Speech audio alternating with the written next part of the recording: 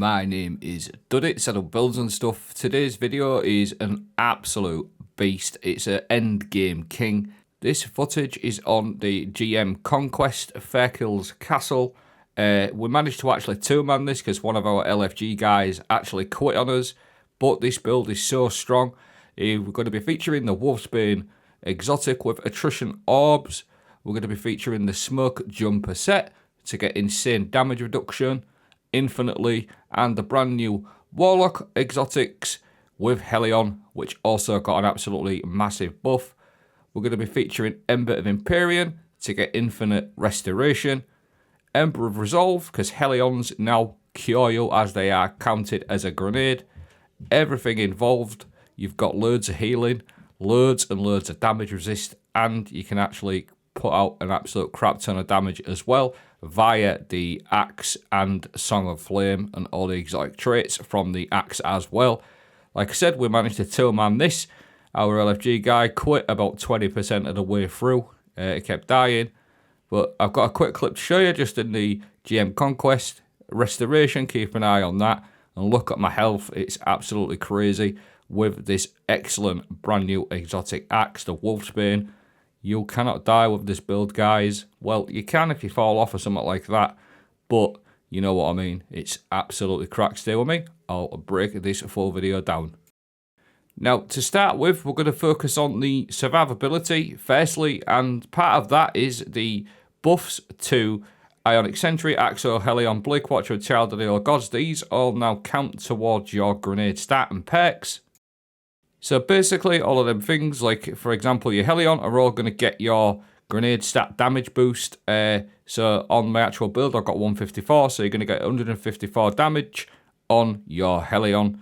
Your Helion, we all know what that does. You activate your class ability, and you just start burning things left, right, and centre. Ember of Resolve, solar grenades, final blows actually cure you. Now, this actually works now with Helion, so you'll see in this clip here, that's because of the changes to them things we talked about, all your constructs. So you're going to get extra damage, and if you just keep an eye on my health, you're going to get healing as well from the Ember of Resolve now. So that is really, really cool. And this adds into the survivability of the build. You'll see it keep popping off. Just getting that healing. Pretty nice, just that cure. They also work with things like firepower. So your grenade final blows create orbs of power. Your Helions are going to create that. You've also got things like bolstering detonation. You get class ability back as well. So all these little things all add into the mix.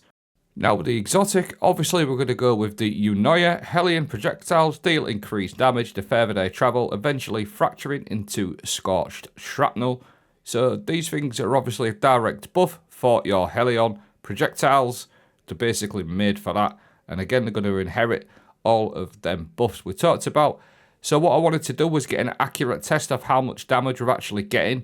So to do an accurate test, you need to be running the same power level, 500 power level, and make sure you're getting no damage boost from your grenade energy, which I'm not at 99. You don't receive any boosts.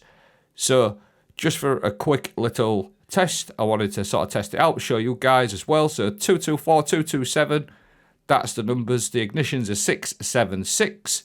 So now, obviously, in the next clip, I'm going to put my grenade stat up. But again, I just want to clarify how important it is to make sure you stay at the same power level. If you don't stay at the same power level, you will not get an accurate result. That is what I have found. Your numbers go all over the place. So, as you can imagine, it's pretty hard to keep at that 500 and sort of get a decently high grenade stat. My grenade stat at the moment is a bit higher on my actual build, but this is just purely for testing. So we should see a 31.5% damage increase. Now my grenade stat is at 149. And again, make sure you're at 500 power level. And you're going to see that go up to 294, 296. That is a 31.4% damage increase, which is exactly what the grenade stat shows, between 99 and 149. So that's just clarifying. The buffs actually come in and work, and getting extra damage is very, very nice on your Helions. And obviously with the Eunoia, we're going to get even more damage the further you're away as well.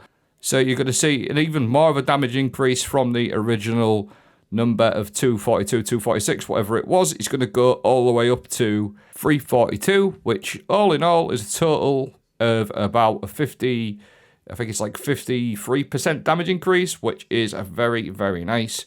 And then obviously remember we've got that Ember of Resolve working in the background. Obviously you're not going to kill this big ogre with that, but if you've got adds around, you're going to get that cure on tap as well, and all that extra damage and all that extra scorch, all working nicely.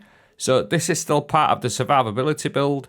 So the survivability part of the build, the brand new exotic sword, the Wolfsbane, the axe, light attacks generate sword energy and have a chance to spawn seeking Quicksilver nanites that heal the wielder. So you're going to get healing on top of that, and then a nano assault is basically an overcharged attack. I'll show you how that works in a moment briefly. But once you've got this overcharge, you do extra damage and you're going to get enhanced healing as well. And on top of that, we've got the Attrition Orbs Catalyst as well. Now, this thing is absolutely insane. Just for normal light attacks, but when you've got that heavy attack going and the nano charge, the nano swarm, you just create orbs left, right and centre. It's an absolute joke. So you can see in this clip here, briefly how it works. You just keep doing light attacks. That will charge your heavy attack up, which then you just do that. You're going to create orbs as well. So you charge your heavy attack up, and then you're building that nano assault up at the same time, whilst creating orbs of power, which you're obviously picking up automatically because you're up close. And let me tell you something now, when you get that attrition orbs going, once you've got your exotic trait going, it's a joke. We're going to show you that in a moment.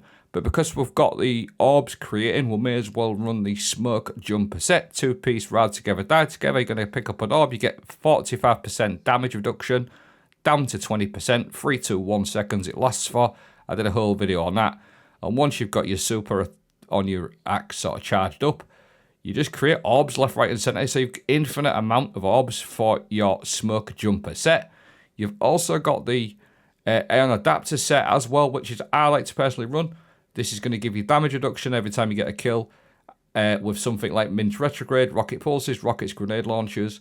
That's just an added bonus. You could always go with the Iron Banner set or something like on top of that. But the Smoke Jumper set, just to clarify that, with the Attrition Orbs Catalyst, like I said, I did a whole video on this, but the Smoke Jumper set will give you 45% damage reduction at 3 seconds, and then it drops down to 15%. So it's a pretty nice little buff, especially for Attrition Orbs, because you can literally keep spamming it and proccing them orbs infinitely. You've literally got a full cycle.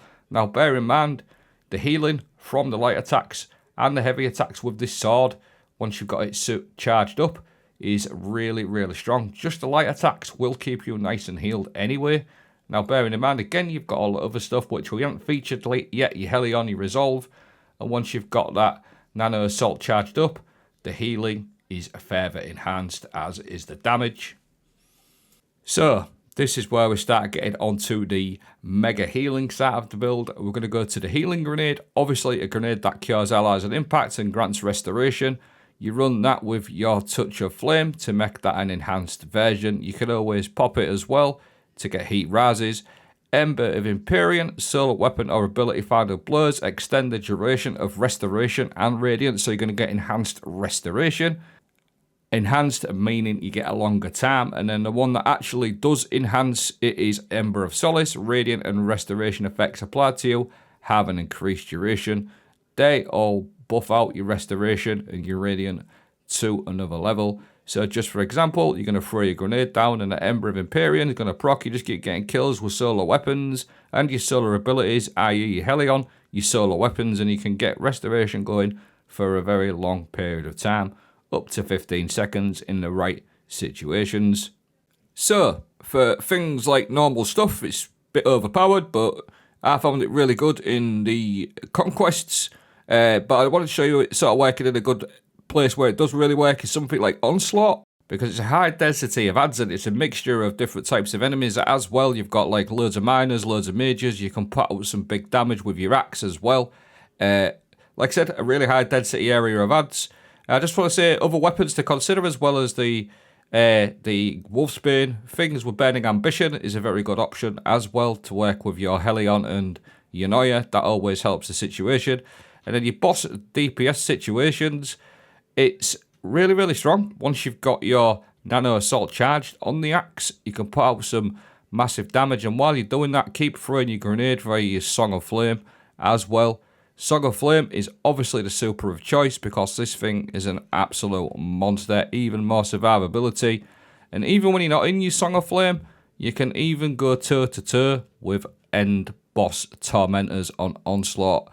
You keep yourself nice and healed, and you'll see that Rad Together, Die Together is consistently procced via that attrition orbs.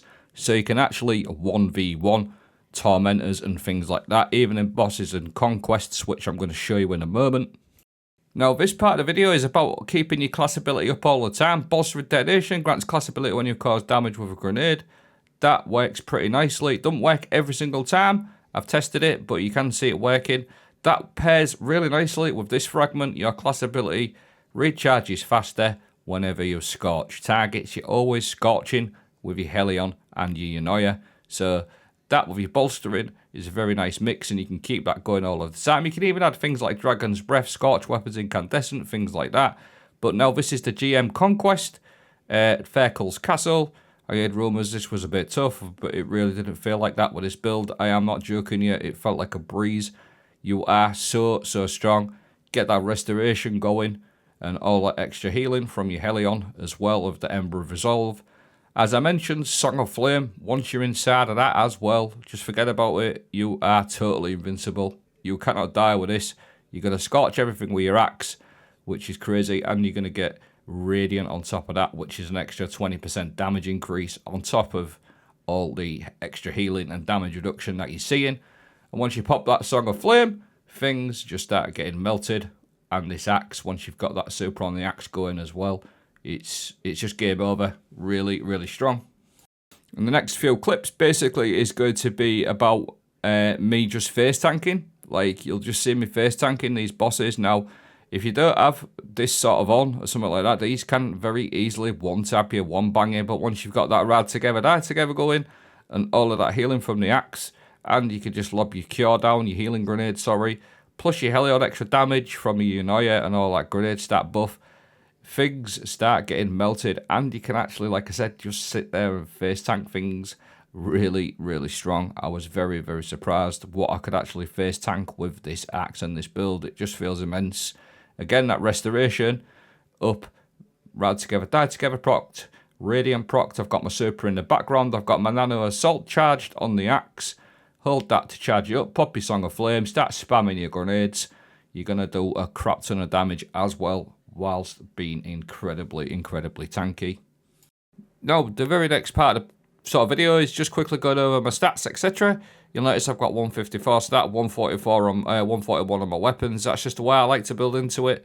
A moderately high super, but I do actually buff them out with fonts, like grenade fonts as well. So my grenade stat is actually like 170, things like that. There's my customization, my tog, my gear, and then just one more little thing. The two-piece Rad Together, Die Together piece is absolutely cracked with the attrition orbs, and the Ion adapter set is very nice because I run them in retrograde, so you get like 15 seconds of area of effect damage as well on top of everything you've seen.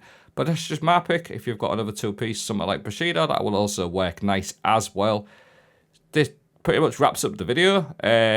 All I'm going to do now is just leave a couple of clips out of this conquest that we finished up, and just face tanking a few more bosses. But that's the video. I'll leave a dim link. Thanks for watching. Have a great day.